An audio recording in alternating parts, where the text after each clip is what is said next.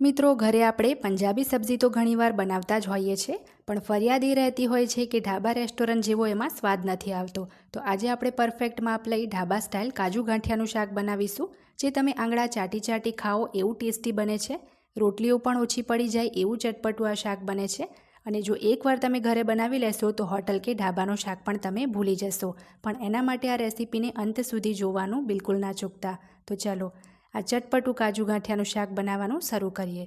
તો એના માટે એક બ્લેન્ડિંગ જારમાં આપણે 3 મીડિયમ સાઇઝની ડુંગળી, જેને મેં મોટી મોટી જ સમારી લીધી છે, એ ઉમેરી દઈએ અને સરસ આ ડુંગળીની આપણે પેસ્ટ કરી નાખીશું.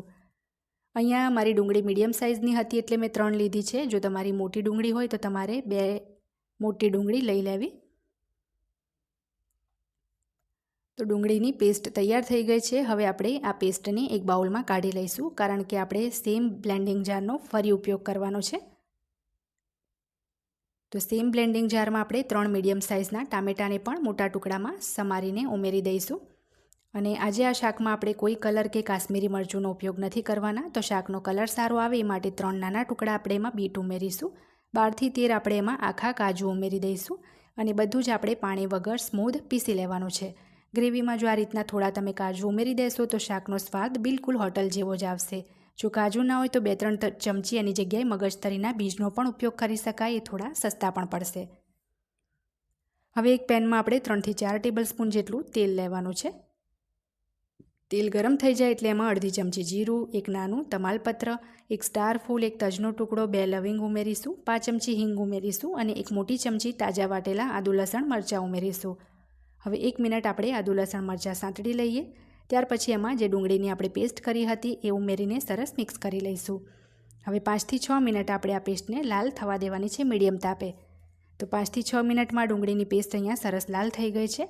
તો હવે એની અંદર મસાલા ઉમેરીશું, જેમાં અડધી ચમચી હળદર, 2 ચમચી જેટલું ધાણા જીરું પાવડર, 1 ચમચી જેટલું તીખું લાલ મરચું, 1 ચમચી કિચન કિંગ મસાલો ઉમેરીશું. ત્યાર પછી જે ટામેટાની પેસ્ટ કરી હતી એ પણ એની અંદર આપણે ઉમેરી જ દેવાની છે. સ્વાદ પ્રમાણે એમાં મીઠું ઉમેરી દઈશું. અને બ્લેન્ડિંગ જારમાં થોડી પેસ્ટ રહી ગઈ છે તો 2-3 ચમચી પાણી એમાં ઉમેરી અને પણ આની અંદર જ એડ કરી દઈશું. હવે બધું જ બરાબર મિક્સ કરી આપણે ઢાંકીને જ્યાં સુધી ગ્રેવીમાંથી તેલ છૂટું ના પડે ત્યાં સુધી 6 થી 7 મિનિટ માટે ચડવા દઈશું. તમે ગ્રેવીને જેટલી પ્રોપર પાકવા દેશો એટલો જ શાકનો સ્વાદ સારો આવશે. 6-7 મિનિટ પછી તમે જોઈ શકો છો ગ્રેવીનું બધું જ તેલ છૂટું પડી ગયું છે. તો હવે આપણે એની અંદર કાજુ ઉમેરવાના છે.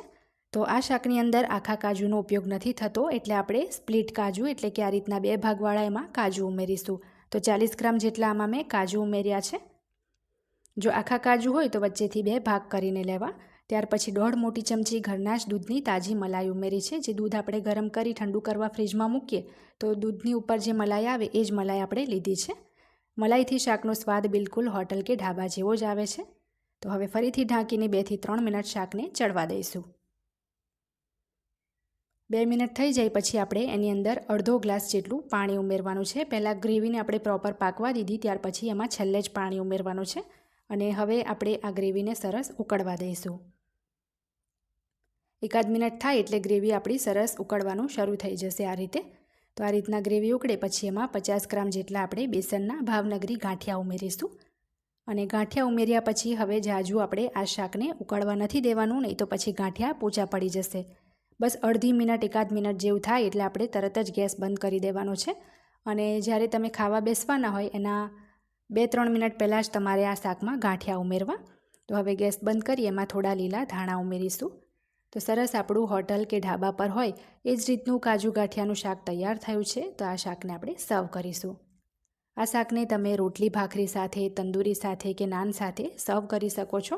તો તમે પણ આ રેસીપી ટ્રાય કરી આ શાક ઘરે બનાવજો. કેવું બન્યું એ પણ મને જરૂરથી જણાવજો. રેસીપી ગમે તો મારી ચેનલ રસોઈની રમઝટને સબસ્ક્રાઈબ કરી પાસે રહેલા બેલ બટનને જરૂર દબાવજો, જેથી